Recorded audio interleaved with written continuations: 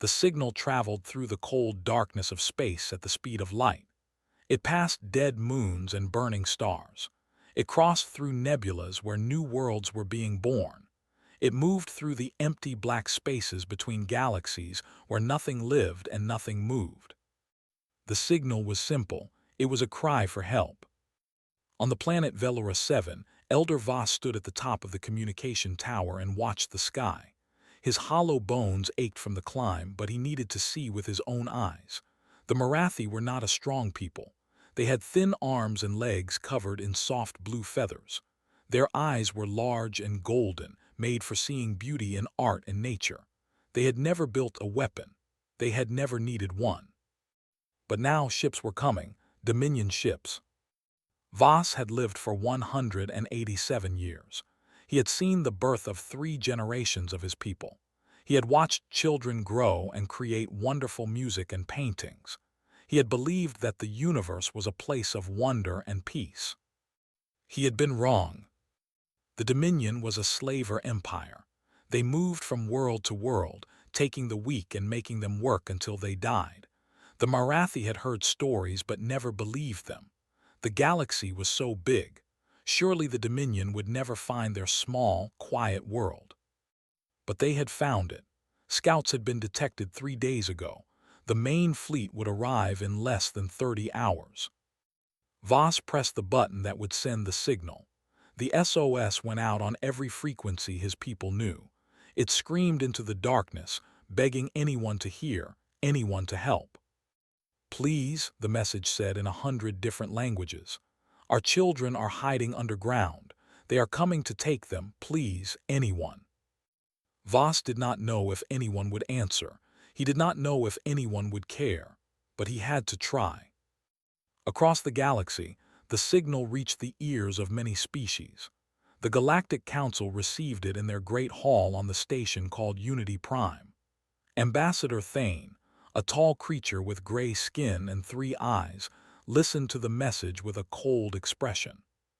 "The Marathi are requesting aid," his assistant said. "I heard," Thane replied. He turned to face the other council members. "We will not respond. The Dominion has treaties with this council. Interfering in their activities would mean war." "But the Marathi," someone started to say, "are not members of this council," Thane cut him off. "They chose isolation. They chose to remain unprotected. That was their decision. We will broadcast a warning to all member species. No one is to respond to this signal." The warning went out. Most species obeyed. The Dominion was too powerful. The risk was too great. Better to look away. Better to pretend they had not heard the screaming. But there was one species that did not answer to the Galactic Council. 3 star systems away from Velora 7, a human battleship called the Iron Wake floated in orbit around a refueling station. The ship was large and ugly, built for war rather than beauty. Its hull was covered in scars from old battles. Its weapons were always ready. Captain Tiho sat in his command chair on the bridge when the signal came through. He was a man of 43 years, with short black hair going gray at the temples and calm dark eyes that had seen too much death. He listened to the message without moving. "Please, our children are hiding underground. They are coming to take them." Lieutenant Hana stood at the tactical station. She was younger than the captain, with sharp features and quick hands that moved across her controls like water. She looked at Tiho and waited. "Who sent this?" Tiho asked. "A species called the Marathi," Hana answered. "Avian, peaceful, no military, no defenses. The Dominion fleet will reach them in approximately 29 hours. "How far are we?" 14 hours at maximum burn. We would arrive before their main fleet." Tiho was quiet for a long moment. The bridge crew watched him. They knew what he was thinking. Everyone knew about the Dominion. Everyone knew what happened to species that stood against them. "What ships are in communication range?" Tiho asked. Hana checked her screen. 17 vessels, sir. 8 military, 9 civilian retrofits, all human." Tiho stood up from his chair. He walked to the center of the bridge where the main communication console waited. He pressed the button to open a channel to every human ship within range. "This is Captain Tiho of the Terran battleship Iron Wake," he said. His voice was calm and steady. "I have received a distress signal from a species called the Marathi. The Dominion is coming to take them. Their children are hiding underground, waiting to be saved or to be taken as slaves." He paused. The silence on the channel was heavy. "The Galactic Council has ordered everyone to ignore this signal. They say responding means war. They say the odds are too great. They say it is not our problem." Tiho looked around at his crew. At Hana, who was already calculating jump coordinates. At the weapons officer, who was running system checks. At the pilot, who was warming up the engines. "I am going to respond," Tiho continued. "I am not asking anyone to follow me. I am not ordering anyone to come. But if you are coming, form up on my position in 30 minutes. Tiho out." He closed the channel. For 5 minutes nothing happened. The Iron Wake hung in space, alone. Then the first response came. It was from a cargo ship called the Bright Dawn. "Iron Wake, this is Bright Dawn. We are not a warship. We have 12 crew members and no heavy weapons, but we have thick hulls and we can take a beating. We are coming." Another response, a patrol vessel. "Iron Wake, this is the Hammer. We are with you." Then another and another and another. In 30 minutes, all 17 ships had confirmed. They formed up around the Iron Wake like a pack of wolves gathering for a hunt. Military ships took the front positions. Civilian ships fell in behind. Hana looked at the formation on her screen. "All ships ready, Captain." Tiho sat back down in his command chair. "Maximum burn. All ships jump in 5 minutes." The engines of 18 human vessels roared to life. Space itself seemed to bend around them as they prepared to leap across the stars. On Velora 7, Elder Voss had given up hope. No one was coming. His people would be taken and the galaxy would not care. But far away, 18 ships full of humans were racing toward him. Humans who had evolved on a world of poison and violence. Humans whose bones were dense and whose muscles were strong. Humans who did not know how to ignore a cry for help. The Deathworlders were coming. And they were angry. The 14 hours of travel felt like 14 years. Captain Tiho did not sleep. He sat in his command chair and read everything his ship's computer had on the Marathi. The information was limited, but what he found made his chest tight with anger. The Marathi were gentle. Their entire culture was built around creating beauty. They made music that could make other species weep with joy. They painted pictures of sunsets and flowers and the faces of their children. In their 2,000 years of civilization, they had never started a war. They had never hurt anyone. And now the Dominion was coming to put them in chains. Dr. Yuna entered the bridge with a tablet in her hands. She was the ship's doctor, a woman with kind eyes and steady hands, but there was steel underneath her gentleness. Tiho had seen her work for 20 hours straight to save wounded soldiers.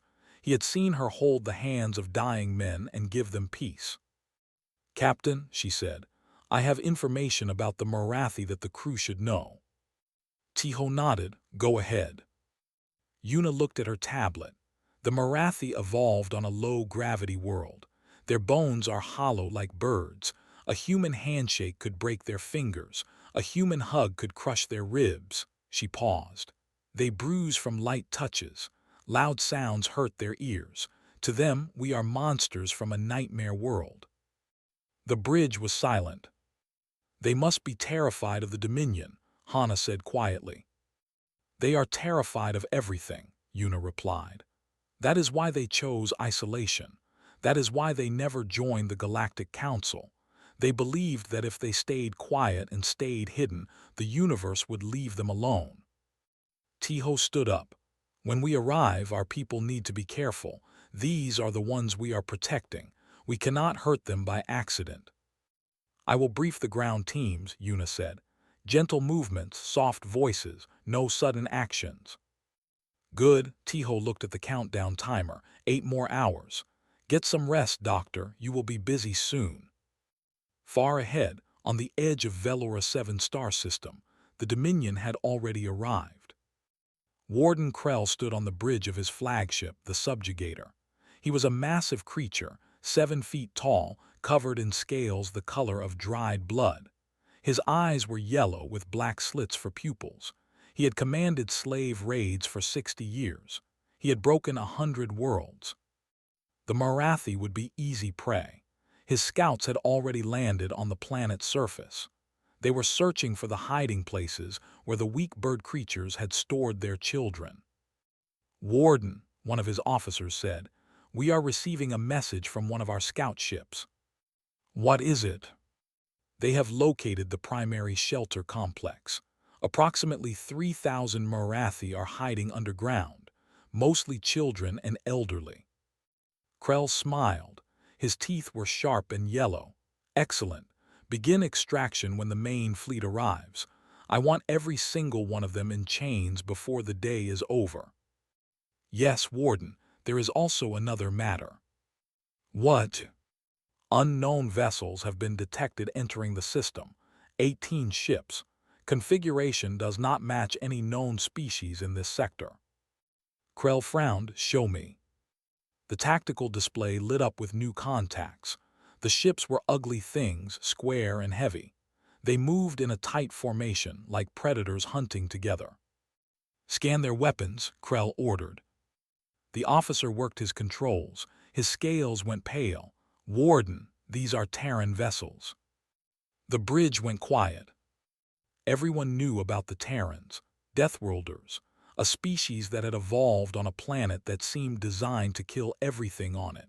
Heavy gravity, toxic atmosphere, radiation storms, predators in every ocean and forest and sky. The humans had not just survived. They had conquered their world and then spread to the stars. 18 ships, Krell said slowly. We have 400. Yes, Warden. They are insane. Krell laughed, but there was no humor in it. Open a channel. The screen flickered and then a human face appeared. The man had dark eyes and short hair. There was a cut on his forehead that had been quickly bandaged. Behind him, Krell could see a bridge filled with activity. The crew moved with calm efficiency, preparing for battle. This is Captain Tiho of the Terran vessel Iron Wake, the human said. His voice was quiet but clear. You are conducting hostile operations against a species under our protection. You have 1 hour to withdraw your forces from Velora 7. Krell leaned forward. Under your protection, since when do humans protect the Marathi? Since they asked for help, Tiho replied simply. You are 18 ships against 400. This is not bravery, Terran. This is suicide. The human captain did not smile. He did not show fear. He just looked at Krell with those calm, dark eyes. Then come and kill us, Tiho said. We are not going anywhere. The transmission ended. Krell stared at the blank screen for a long moment. Around him, his officers waited nervously. Send a probing force, Krell ordered. 60 ships, test their defenses, find their weaknesses. And if they have no weaknesses? Krell turned to look at the officer who had spoken. His yellow eyes were cold. Everything has weaknesses. Everything can be broken, even Deathworlders. The probing force launched toward the human fleet. On the surface of Velora 7, Sergeant Minu felt his drop pod shake as it entered the atmosphere. He was a big man, covered in scars from battles on a dozen worlds. His armor was scratched and dented. His rifle was old but well-maintained. Around him, 19 other Marines sat in their pods, falling from the sky like iron rain. Listen up, Minu said through the communication channel. We hit ground in 2 minutes. The Dominion has scouts near the shelter complex. Our job is to clear them out and protect the civilians. How many scouts? Someone asked. About 100. And there are 20 of us. Minu grinned. Then it is almost a fair fight. Remember your training, remember what we are protecting. Soft targets inside that shelter, children, old folks, people who cannot fight back. The pods shook harder as they fell through the clouds. One more thing, Minu added. These Marathi are fragile like glass. When we secure the shelter, move slowly, speak softly. Do not scare them more than they are already scared. Understood, Sergeant.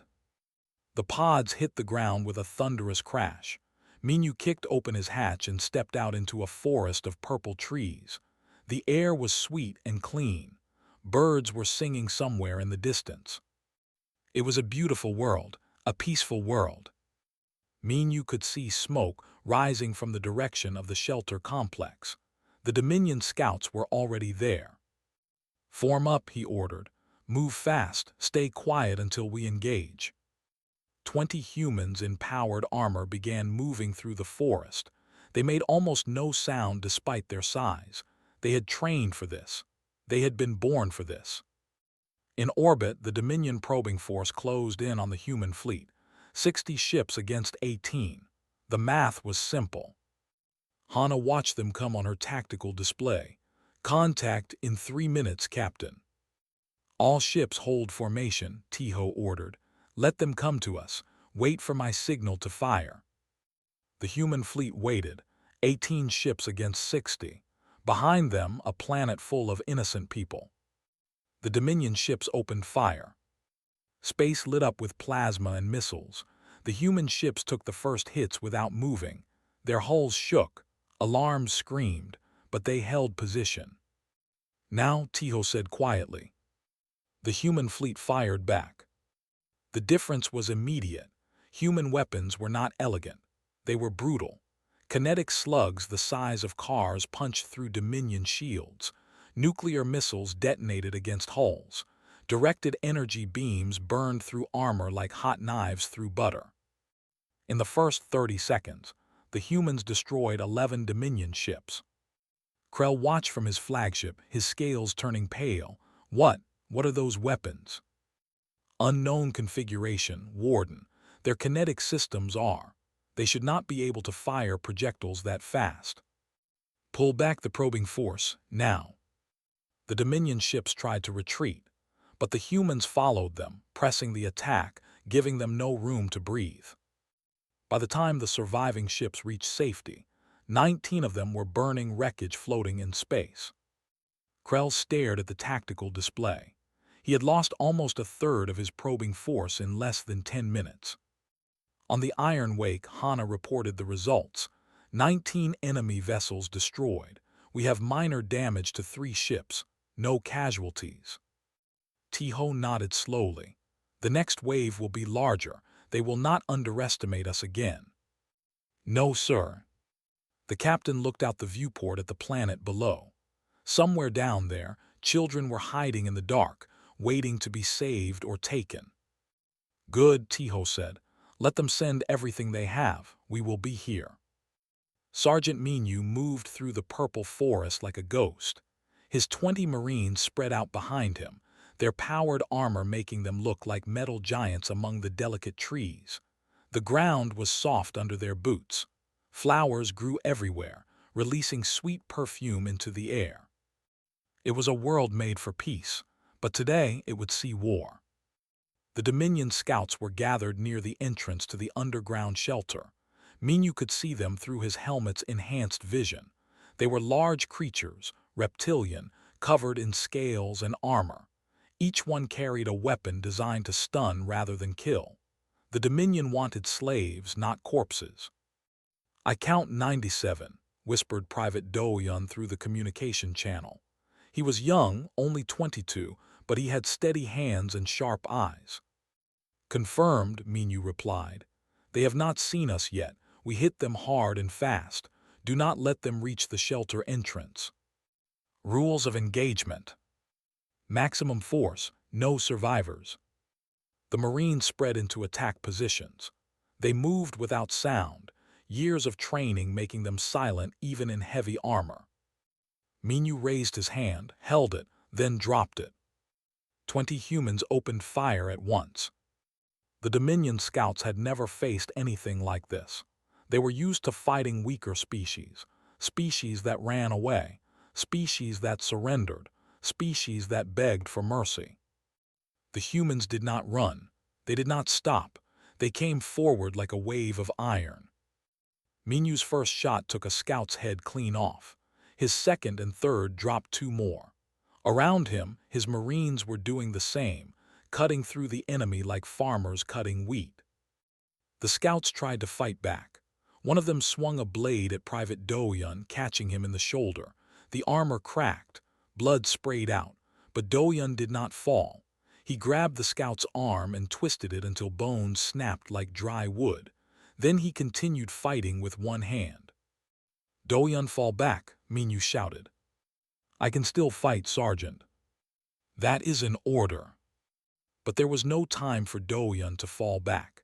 The scouts were everywhere now, close combat turning the clearing into chaos. Minyu found himself surrounded by three of them. They were bigger than him. They had claws and teeth and weapons. He killed them all in 7 seconds. This was what it meant to be a Deathworlder. Humans had evolved on Earth, a planet where everything wanted to kill them. They had hunted mammoths with wooden spears. They had survived ice ages with nothing but fire and determination. They had beaten diseases that killed millions and come back stronger. The Dominion scouts had evolved on a comfortable world, warm temperatures, gentle seasons, no predators to speak of. They had become strong because they conquered the weak. They had never met anything like humans. The battle lasted 23 minutes. At the end, 97 Dominion scouts lay dead in the purple grass. The humans had 4 wounded and no dead. Minyu wiped blood from his visor and looked at his team. Do-yun, get to the medic. Everyone else, secure the area. I am going into the shelter. The entrance to the underground shelter was a simple door set into a hillside. Minyu approached it slowly, removing his helmet. He did not want to scare the people inside more than necessary. The door opened before he reached it. Standing there was a Marathi elder, small and blue-feathered, shaking like a leaf in a storm. His golden eyes were wide with terror. Please, the Marathi whispered, please do not hurt us. Minyu stopped walking. He held up his empty hands. I am not here to hurt you, he said softly. I am here to protect you. My name is Minyu. We received your distress signal. The Marathi elder stared at him. You came. Someone actually came. Yes, my people came. We are going to keep you safe. Inside the shelter, 3,000 Marathi were huddled together in the darkness. Mostly children and elderly, just as the reports had said. They had been hiding for days, waiting to be taken. Dr. Yuna arrived on the second shuttle. She walked into the shelter slowly, carefully, her voice soft and her movements gentle. The Marathi watched her with huge, fearful eyes. Hello, Yuna said, kneeling down to be at their level. My name is Yuna. I am a doctor. Is anyone hurt? Elder Voss emerged from the crowd. He was the one who had sent the signal. He looked at Yuna with a mix of fear and desperate hope. We have injuries, he said. Some of our people tried to run when the scouts first arrived. They were beaten. Show me. Voss led Yuna to a corner of the shelter where a dozen Marathi lay on thin blankets. Their blue feathers were matted with dried blood. Some had broken wings. One small child had burns on her face. Yuna felt her heart break and her blood boil at the same time. She opened her medical bag and got to work. Why? Voss asked as he watched her treat his people. Why did you come? You have no treaty with us, no alliance. We are nothing to the Galactic Council. We are nothing to anyone. Yuna cleaned the burns on the child's face with gentle hands. Because you asked for help, she said, and we were close enough to hear. But you are risking your lives. Your ships are fighting the Dominion right now. Your people might die. Yuna looked at him. Her eyes were soft but steady. Yes, they might, but we could not just ignore you. We could not pretend we did not hear your children crying. Voss was silent for a long moment. Then he did something that surprised both of them. He reached out and touched Yuna's hand. His fingers were thin and fragile like glass. "Thank you," he whispered. In orbit, the battle was getting worse. Warden Krell had committed his full fleet. 400 ships surrounded the 18 human vessels like a wall of metal and fire. Plasma cannons burned through space. Missiles flew in all directions. Explosions lit up the darkness.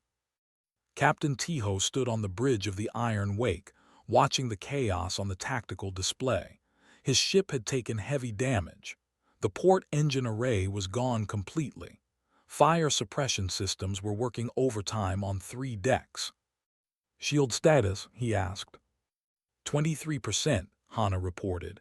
Her voice was calm despite the situation. "We have lost main weapons on the starboard side. Backup systems are online." "Casualties?" 12 wounded, no dead yet. Tiho looked at the positions of the other human ships. They were holding formation around the planet's main orbital entry points. Any Dominion ship that wanted to land troops had to go through them first. "The Bright Dawn is in trouble," Hana said suddenly.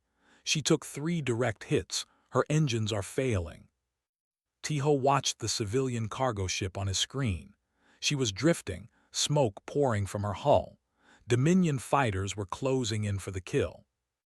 "Get me pilot Jisoo," Tiho ordered. A young woman's face appeared on his screen.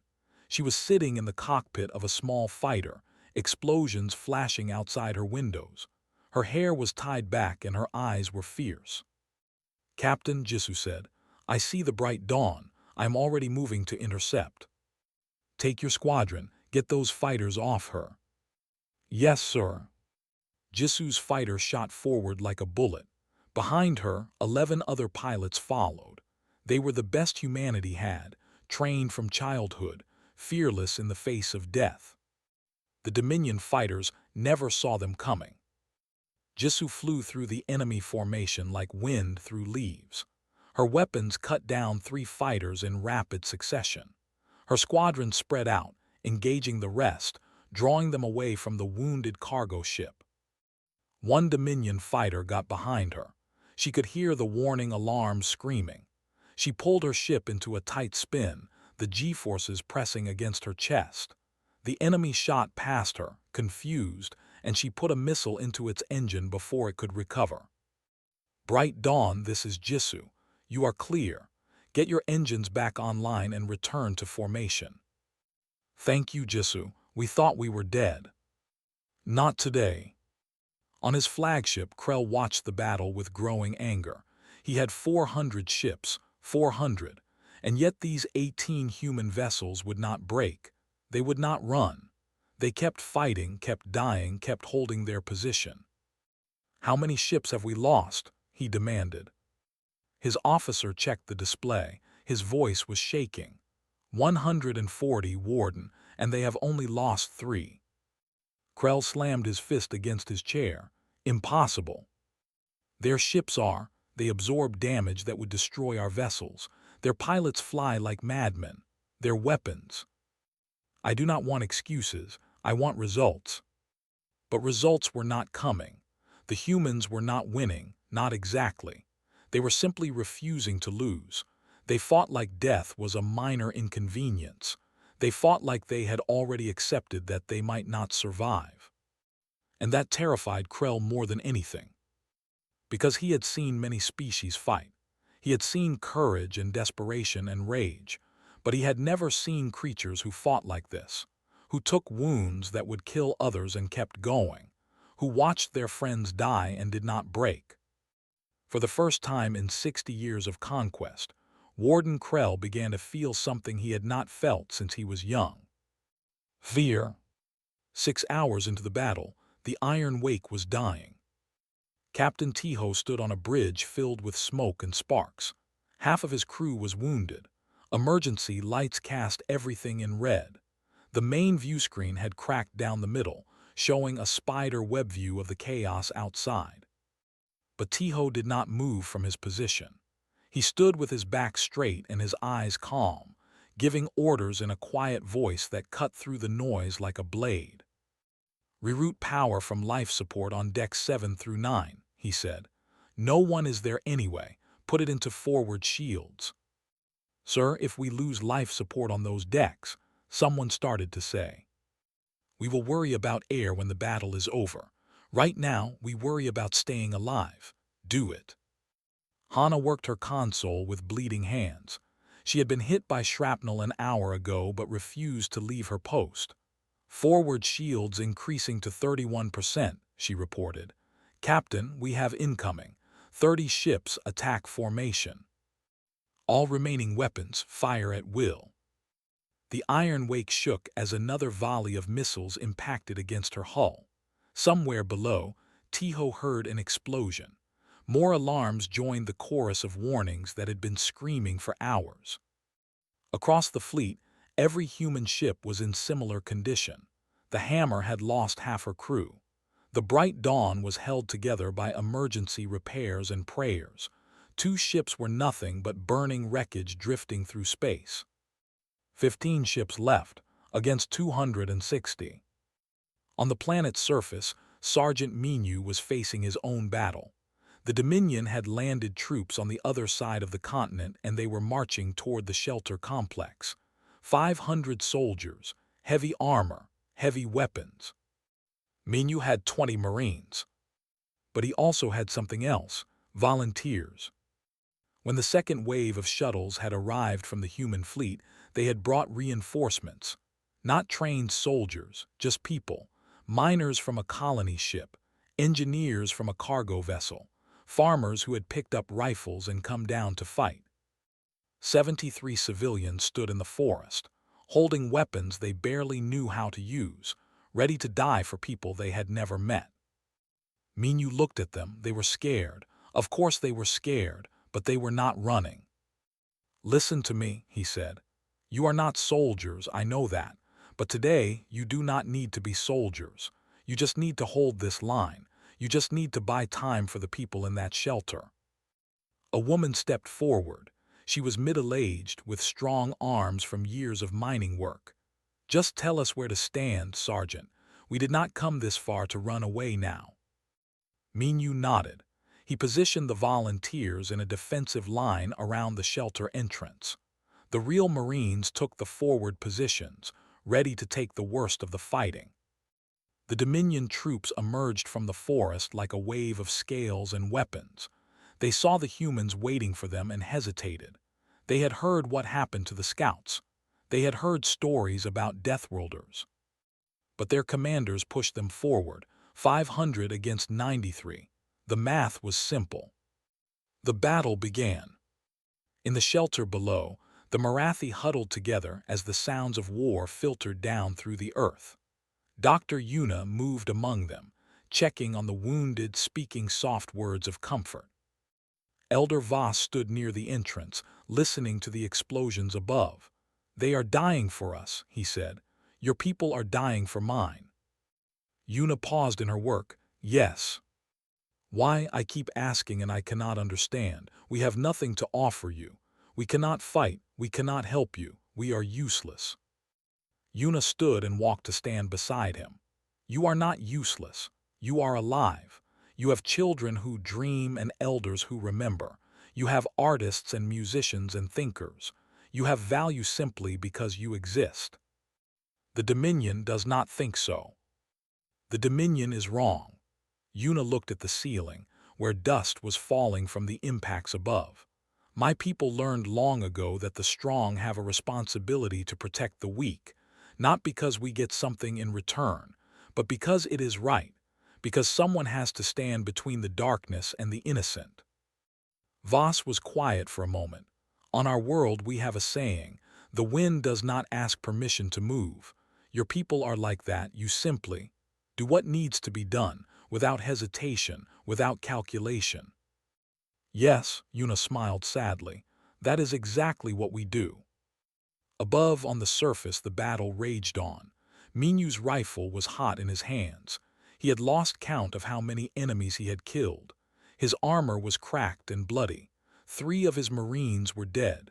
12 volunteers were down. But the line was holding. The civilians fought like they had been born for it. They were clumsy and untrained, but they did not give up. When one fell, another stepped forward to take their place. They fired and reloaded and fired again, keeping the Dominion troops from reaching the shelter entrance. One young man, barely 18, took a plasma blast to the chest. He fell to his knees, looked down at the smoking hole in his body, and then raised his rifle and kept firing until he collapsed. Private Do-Yun, his shoulder still wrapped in bloody bandages, stood at the center of the line. He had run out of ammunition for his rifle an hour ago. Now he was fighting with a metal bar he had pulled from a fallen enemy's armor. "They keep coming," someone shouted. "Then we keep fighting," Minyu roared back. In orbit, Krell watched his ground forces struggle against less than 100 humans. He watched his fleet, reduced to half its original size, fail to break through 18 ships. His second-in-command approached nervously.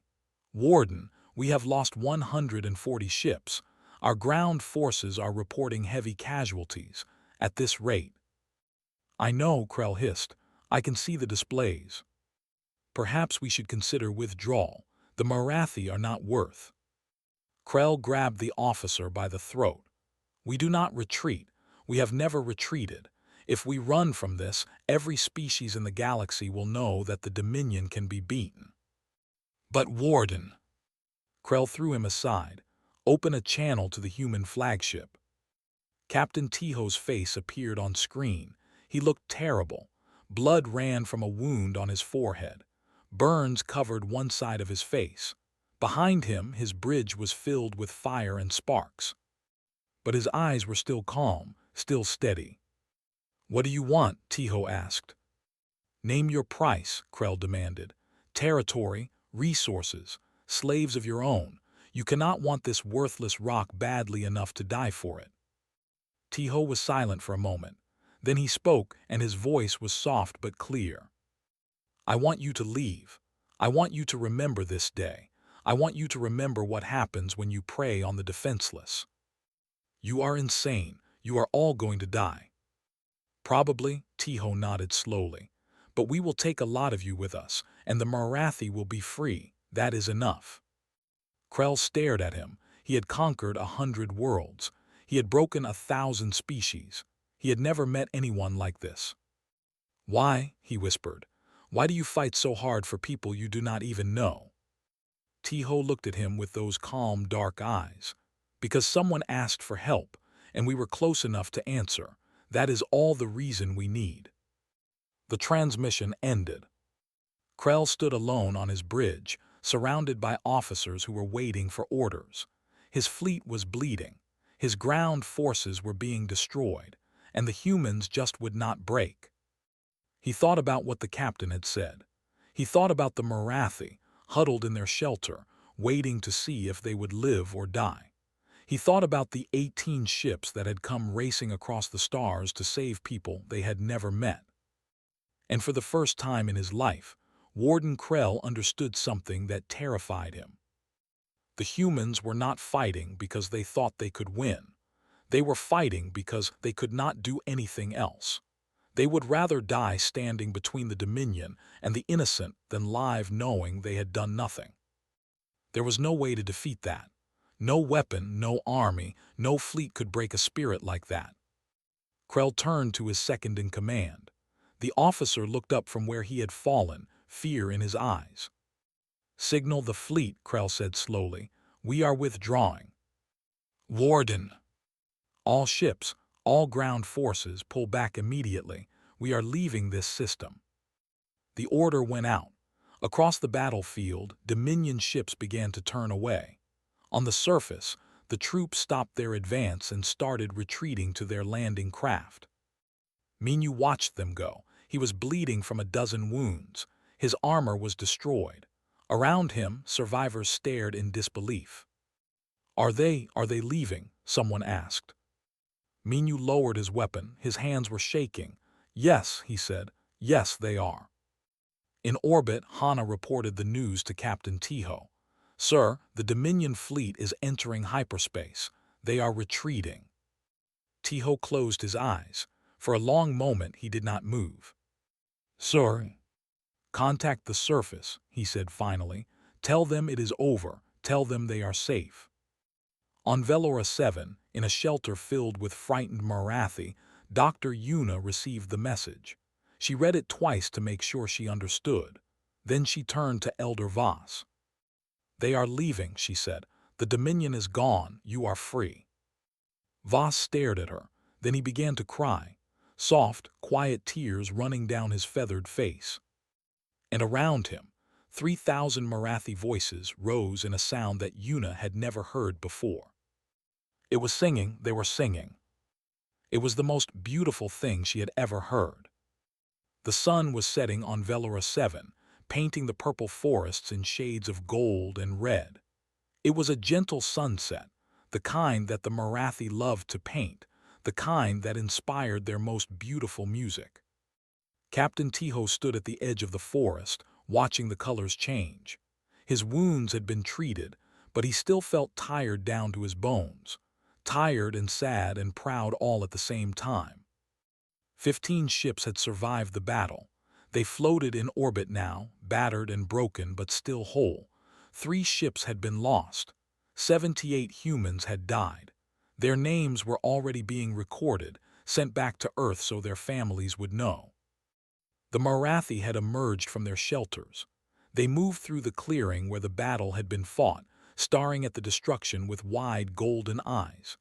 Human soldiers sat in the grass, passing water between themselves, too exhausted to stand. Elder Voss approached Tiho slowly. The old Marathi was shaking, whether from fear or emotion or just age, Tiho could not tell.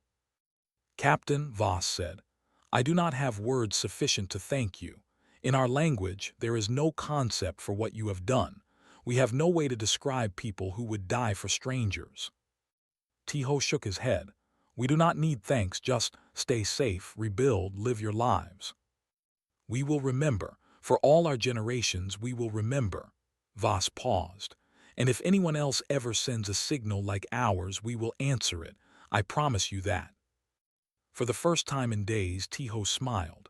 It was a small smile, tired and worn, but real. Good, that is all we can ask.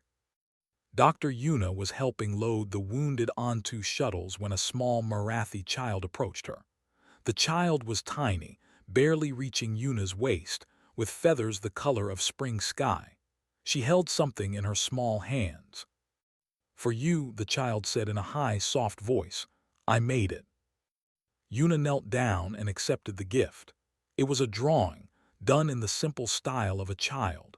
It showed a large figure standing between a group of small blue shapes and something dark and scary. The large figure had kind eyes. This is me, Yuna asked gently. The child nodded. You kept the monsters away. You are a good monster. Yuna laughed, though her eyes were wet. A good monster. I think that is the nicest thing anyone has ever called me. Sergeant Minu gathered his surviving Marines for a final count. 20 had dropped from orbit. 17 remained. Private Doyun was among them, his shoulder bandaged, his eyes tired but alive. Sergeant Doyun said, Do you think it was worth it, all the people we lost? Minu looked at the shelter entrance, where Marathi families were reuniting. Children running to parents, elders weeping with relief. A whole species that had been minutes away from slavery, now free. Ask me again in 50 years, Minu said. When those children have grown up, when they have had children of their own, when they have created art and music and memories that would never have existed if we had not come, then ask me if it was worth it. Doyun nodded slowly. I think I already know the answer. The news of Velora 7 spread across the galaxy within days. On Unity Prime, the Galactic Council convened an emergency session. Ambassador Thane stood before the assembly, his 3 eyes narrow with anger. The Terrans have violated our treaties with the Dominion, he declared. They have endangered the peace that has kept this galaxy stable for centuries. They must be censured. They must be punished. The chamber was silent. Then a representative stood. He was small, covered in gray fur, from a minor species that had nearly fallen to the Dominion 100 years ago. "What peace?" he asked. "The peace where the Dominion harvests the weak while we look away. The peace where children are taken from their homes and we pretend we do not see. That is not peace, Ambassador. That is cowardice." Another representative stood, then another.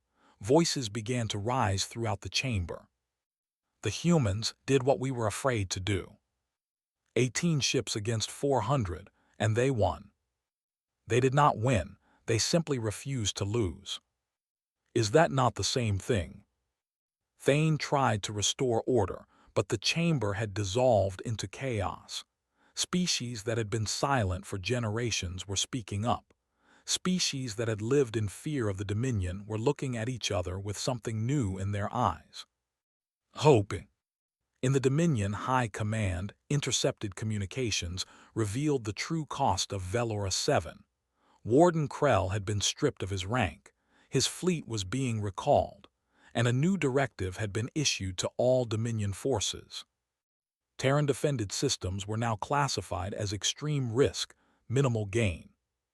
The Deathworlders were to be avoided. On Earth, the story of the 18 ships became legend.